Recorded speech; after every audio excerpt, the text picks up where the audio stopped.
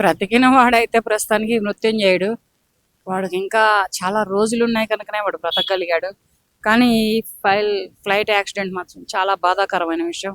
ఈ ఫ్లైట్ వెళ్ళి వెళ్ళి మళ్ళీ ఒక డాక్టర్స్ ఉన్నటువంటి ఒక బిల్డింగ్ ని కానీ, ఒక డాక్టర్స్ చదువుతున్నటువంటి స్టూడెంట్స్ ఉన్నటువంటి ఒక బిల్డింగ్ ని గుద్దుకోవడం, దానిట్లో ఉన్నటువంటి స్టూడెంట్ మొత్తం కూడా చనిపోవడం చాలా అంటే చాలా బాధాకరమైన విషయం. ఇది ఆ స్టూడెంట్ ని స్టడీ చేస్తున్నటువంటి ఆ సంస్థని కూడా తీర్చలేని లోటు, ఆ తల్లిదండ్రులకైతే అసలు ఎవరు చేయలేనటువంటి లోటు ఇది. ఇకపోతే ఈ ఫ్లైట్ లో ఉన్న 265 మందిని కూడా తిరిగి తీసుకురాలేము. వాళ్ళు ఒక్కళ్ళు బ్రతికారంటే బై లక్కు. అదేంటంటే అతనికి ఇంకా దేవుడిచ్చిన గిఫ్ట్ అనమాట. అంత పేలిపోయిన ఫ్లైట్ కూడా అతను ఒక్కడు మరి ఎలా బ్రతికాడు ఏంటో కూడా తెలియదు, కానీ చాలా లక్కీ మ్యాన్ గా అనుకుందాం. అతనికి బ్రతుకునిచ్చినందుకు దేవుడు గిఫ్ట్ గా భావిద్దాం. కానీ ఇది మాత్రం ఇంత మందిలో కూడా మొత్తం కాలి బూడిదైపోయారు చూడు. అది చూస్తుంటంటేనే కళ్ళు చెమరుస్తున్నాయి, గుండెలు అవిసిపోతున్నాయి. ఇంత బాధాకరమైనటువంటి సంఘటనలనే మన దేశంలో, మన ఇండియన్ కంట్రీలో జరగడం చాలా బాధాకరం. అది ఏ రాష్ట్రమైనా కానీ, ఏ స్టేట్ అయినా కానీ ఇటువంటి బాధలు, ఇటువంటి యాక్సిడెంట్స్, ఈ ఫ్లైట్ యాక్సిడెంట్సే కానీ, ట్రైన్ యాక్సిడెంట్సే కానీ. బట్ రాత్రి కూడా ఇక్కడ శ్రీశైలంలో అడవుల్లోకి ఒక బస్సు బోల్తా పడిపోతే బాటసారులు వాళ్ళని సేవ్ చేసినటువంటి ఘనతలు కూడా రాత్రి జరిగినటువంటి కూడా ఉన్నాయి. ఇటువంటి యాక్సిడెంట్లే కానీ, ఇటువంటి ఫ్లైట్ యాక్సిడెంట్లే కానీ ఇంకెప్పుడు జరగొద్దు. ఇటువంటి బాధాకరమైనటువంటి ఇటువంటి యాక్సిడెంట్లు మాటలు ప్రేక్షకులే కానీ, ప్రజలే కానీ ఎవరు వినకుండా ఉండేలాగా సరి అయిన చర్యలు తీసుకుంటే బాగుంటుంది. శాస్త్ర గారు, ఇప్పుడు పెహల్గామ్ లో దాడి జరిగినప్పుడు ఎలా వచ్చిందంటే, ఇక టూరిజం మీద అందరికి భయం పుట్టింది. ఇప్పుడు ఈ ఫ్లైట్ యాక్సిడెంట్ చూసిన తర్వాత ఫ్లైట్ల మీద కూడా అందరికి భయం పడుతుంది. ఇప్పుడు మీరు ఒకవేళ మీకు ఫ్లైట్ టికెట్ ఇచ్చి రేపొద్దున గోవా ఎటైనా పంపిస్తామంటే మీరు ఫ్లైట్ ఎక్కడానికి రెడీగా ఉన్నారా? ఇండియన్ కంట్రీ వరకు ఎక్కడికి వెళ్ళను. ఇండియన్ కంట్రీ వరకు నేను ఫ్లైట్ ఎక్కి వెళ్ళేంతటి కాదు. ఏదైనా అవుట్ ఆఫ్ కంట్రీ అయితే ఏమైనా ఆలోచిస్తాను. ఘటన జరిగిన తర్వాత ఫ్లైట్ల మీద మీకు భయం అనేది ఏర్పడిందా? భయం అనేది ప్రతి ఒక్కరికి ఉంటుంది, నాకైతే లేదు ప్రస్తుతానికి. ఫ్లైటే కాదు దేనికి నేనైతే భయపడను. ప్లస్ నేను ఒక డాషింగ్ డేరింగ్ ఉన్న లేడీనే అండ్ సినిమా ఆర్టిస్ట్ని. ఇటువంటివన్నీ ఉన్నాయి నా దగ్గర, కానీ నేనైతే భయపడను. కానీ ప్రేక్షకులకు మాత్రం వెన్నులో వణుకు పుట్టించేలా జరుగుతున్నాయి ఈ యాక్సిడెంట్లు. ఒక ఎంతో భార్య కోరిక తీరుద్దామని వచ్చాడు ఒక భర్త వేరే దేశం నుంచి, అతను చనిపోయాడు. సరదాగా కుటుంబం 3 పిల్లలు, ఒక వైఫ్ అండ్ హస్బెండ్, వాళ్ళు చనిపోయారు. ఇటువంటి కుటుంబాలు ఇంకా ఎన్ని ఉన్నాయో అసలు. మాజీ సీఎం గారు కూడా లోకాలు వదిలి వెళ్ళిపోయారు. కానీ ఇటువంటి కుటుంబాలు, ఇటువంటి మనుషులు ఆ ఫ్లైట్ లో ఇంకెంతమంది ఉన్నారో, అటువంటి యాక్సిడెంట్ జరుగుతున్నప్పుడు వాళ్ళ ఆర్తనాదాలు ఎంత మిన్నంటి ఉంటాయో, ఎంతటి కన్నీటిని తెప్పించి ఉంటాయో. చాలా మాట్లాడుకుంటే ఇది టాటా గ్రూప్ సంబంధించింది. ఎయిర్ ఇండియా అనే ఫ్లైట్ టాటా గ్రూప్ సంబంధించింది కాబట్టి టాటా అంటేనే ఒక నమ్మకం, బ్రాండ్ ఏర్పడింది ప్రజల్లో. ఇప్పుడు ఈ సంఘటన జరిగిన తర్వాత ఇప్పుడు టాటా గ్రూప్స్ మీద ఏమైనా ప్రజలు అసంతృప్తి వ్యక్తం చేస్తారంటారు? ఇంకా టాటా ప్రొడక్ట్స్ కావచ్చు, ఇంకా ఎయిర్ ఇండియా ఫ్లైట్లు ఎక్కాలంటే భయపడతారంటారు? ఎయిర్ ఇండియా ఫ్లైట్లు ఎక్కాలంటే భయం అనేది ఉండేవాడి దగ్గర ఉంటుందేమో, కానీ టాటా గ్రూప్ సంబంధించిందే. కానీ టాటా గ్రూప్ కావాలని చేయలేదు కదా ఇది. ఇప్పుడు యాక్సిడెంట్ ఇంతమందిని చంపుదాం, ఇంతమందిని ఇది చేద్దాం అనే ఒక ప్లాన్ తోటి అయితే చేయలేదు కదా. అది నైతిక లోపాలు ఏమున్నాయో ఆ ఫ్లైట్ లో. ఆల్రెడీ ఆ ఫ్లైట్ లో సమస్యలు ఉన్నాయని, సమస్యలు తలెత్తున్నాయని ఆల్రెడీ 2 సార్లు యాజమాన్యానికి రిపోర్ట్ చేయడం జరిగింది. రిపోర్ట్ చేయని వాళ్ళు పట్టించుకోకుండా అదే ఫ్లైట్ ని వాడటం వల్ల ఇలా జరిగింది అన్నారు. కొంతమంది ఫ్లూయల్ ఎక్కువ ఉండడం వల్ల జరిగింది అంటున్నారు. ఏదేమైనా ఇంతమంది ప్రాణాలు, అది ఫ్లైట్ ఎక్కేది పెద్ద పెద్ద ప్రముఖులు ఎక్కుతారు, సాదాసీన మనుషులు ఎక్కరు కాబట్టి. అంత బిగ్ షాట్స్, అంత పెద్ద పెద్ద మనుషులు ఫ్లైట్ లో తిరుగుతున్నప్పుడు వాళ్ళపైన ఇంకా ఎలాంటి కేర్ తీసుకోవాలి? ఎందుకంటే మాజీ సీఎం గారే చనిపోయారంటే చూడండి ఎంత పెద్ద మనుషులు ఫ్లైట్ లో తిరుగుతారో, వాళ్ళపైన స్పెషల్ కేర్ తీసుకోవాల్సిన అవసరం ఉంది కదా. కేరింగ్ తీసుకోవాలి, స్పెషల్ కేరింగ్ తీసుకోవాలి. 2 సార్లు కంప్లైంట్ చేసినా గానీ మరి పట్టించుకోవట్లేదు అంటే టాటా గ్రూప్ వాళ్ళు కొంచెం అసమర్థతగా ఒప్పుకోవాలి. పట్టించుకున్నట్లయితే వాళ్ళ రోజున ఇన్ని ప్రాణాలు బలైపోయేవి కావు, ఇంత ప్రాణ నష్టం జరిగి ఉండేది కాదు, ఇంతటి ఆక్రమణాలు ఎక్కడ వినపడేవి కావు. అసలు ఆ బాడీలలో ఎవరి బాడీ ఎవరిదో, ఎవరి పీస్ ఎవరిదో తెలియకుండా అంత దారుణంగా పేలిపోయింది ఆ ఫ్లైట్. అంత దారుణంగా బాడీలు కూడా చెల్లా చెదురైపోయి ముక్కలు అయిపోయి పడిపోయినాయి. ఇది చూస్తుంటేనే ఒక్కొక్క ట్రోల్స్, ఒక్కొక్క రీల్స్ చూస్తుంటేనే గుండెలు ఎలా అంటే అలా అవిసిపోతున్నాయి. అవి చూస్తూ ఉంటుంటే వాటంతటిగా అవి చెప్పకుండా కళ్ళమ్మటే కన్నీటి దారులై పారుతున్నాయి. అంతటి చెప్పలేను. జనరల్ గా సాధారణ యాక్సిడెంట్లు చూసుకుంటే రోడ్ల మీద జరిగే యాక్సిడెంట్లు నార్మల్.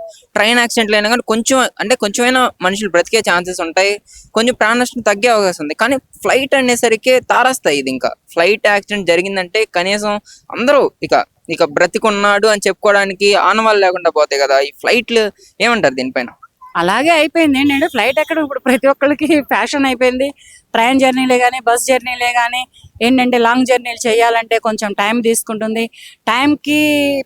టైంకి వీళ్ళు ఇంపార్టెంట్ ఇవ్వకుండా వీళ్ళ టైం వీళ్ళు 2 hours 3 hours అండ్ 4 hoursలో వెళ్ళిపోవచ్చు అని ఒకటి పేషెన్సీ లేకుండా కూడా ట్రైన్లు ఎక్కుతున్నారు. దీని మీద ఏంటంటే ఇటువంటి సంఘటనలు, ఇటువంటి యాక్సిడెంట్లు జరగడం చాలా బాధాకరమైన విషయం. బ్రతికిన వాడైతే ప్రస్తుతానికి మృత్యుంజయుడు, వాడికి ఇంకా చాలా రోజులు ఉన్నాయి కనుకనే వాడు బ్రతకగలిగాడు. కానీ ఈ ఫ్లైట్ యాక్సిడెంట్ మాత్రం చాలా బాధాకరమైన విషయం. ఈ ఫ్లైట్ వెళ్ళి మళ్ళీ ఒక డాక్టర్స్ ఉన్నటువంటి ఒక బిల్డింగ్ ని కానీ, ఒక డాక్టర్స్ చదువుతున్నటువంటి స్టూడెంట్స్ ఉన్నటువంటి ఒక బిల్డింగ్ ని గుద్దుకోవడం, దానిట్లో ఉన్నటువంటి స్టూడెంట్ మొత్తం కూడా చనిపోవడం చాలా అంటే చాలా బాధాకరమైన విషయం.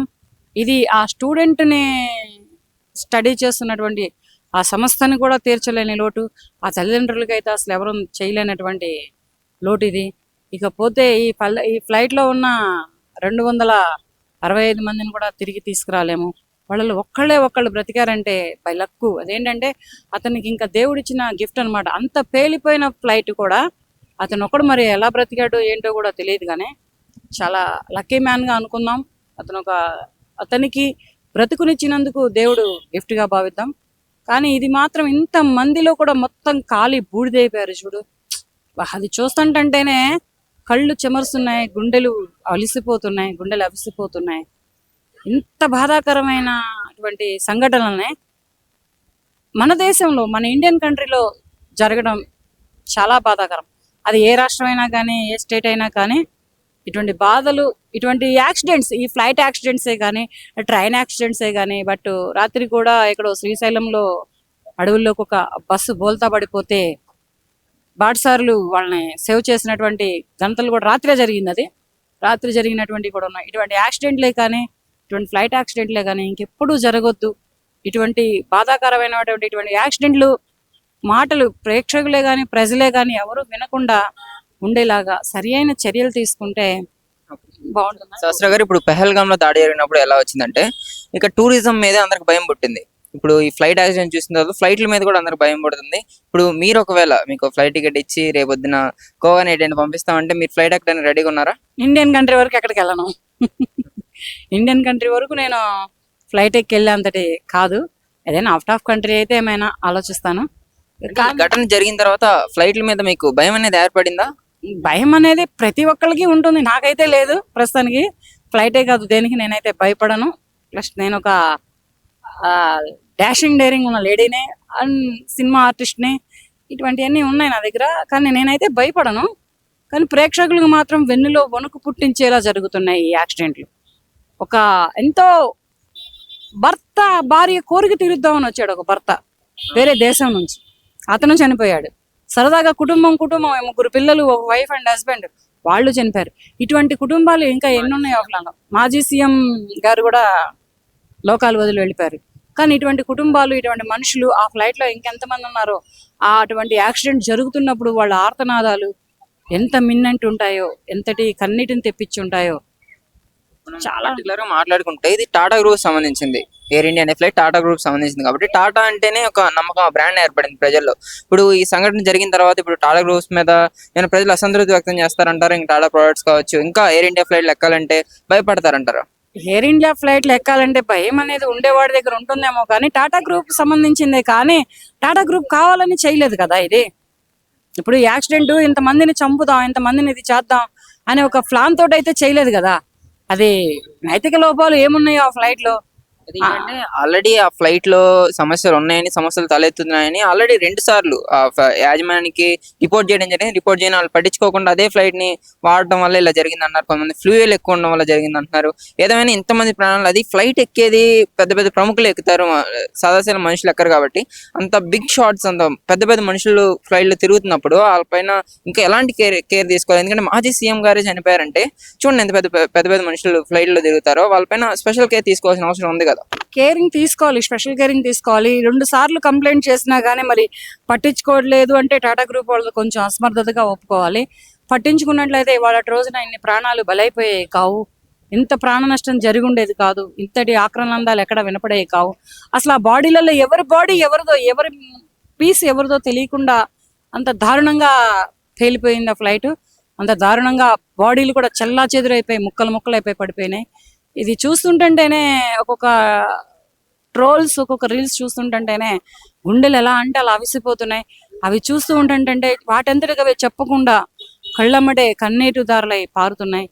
అంతటి చెప్పలేను. జనరల్ గా సాధారణ యాక్సిడెంట్లు చేసుకుంటే రోడ్ల మీద జరిగే యాక్సిడెంట్లు నార్మల్. ట్రైన్ యాక్సిడెంట్లు అయినా కానీ కొంచెమైనా మనుషులు బ్రతికే ఛాన్సెస్ ఉంటాయి, కొంచెం ప్రాణ నష్టం తగ్గే అవకాశం ఉంది. కానీ ఫ్లైట్ అనేసరికి తారస్తాయి. ఇది ఇంకా ఫ్లైట్ యాక్సిడెంట్ జరిగిందంటే కనీసం అందరూ ఇక బ్రతికున్నాడు అని చెప్పుకోవడానికి ఆనవాళ్ళు లేకుండా పోతాయి కదా. ఈ ఫ్లైట్లు ఏమంటారు దీనిపైన? అలాగే అయిపోయింది. ఏంటంటే ఫ్లైట్ ఎక్కడ ఇప్పుడు ప్రతి ఒక్కరికి ఫ్యాషన్ అయిపోయింది. ట్రైన్ జర్నీలే కానీ, బస్ జర్నీలే కానీ ఏంటంటే లాంగ్ జర్నీలు చేయాలంటే కొంచెం టైం తీసుకుంటుంది. టైంకి వీళ్ళు ఇంపార్టెంట్ ఇవ్వకుండా వీళ్ళ టైం వీళ్ళు 2 hours 3 hours అండ్ 4 hoursలో వెళ్ళిపోవచ్చు అని ఒకటి పేషెన్సీ లేకుండా కూడా ట్రైన్లు ఎక్కుతున్నారు. దీని మీద ఏంటంటే ఇటువంటి సంఘటనలు, ఇటువంటి యాక్సిడెంట్లు జరగడం చాలా బాధాకరమైన విషయం.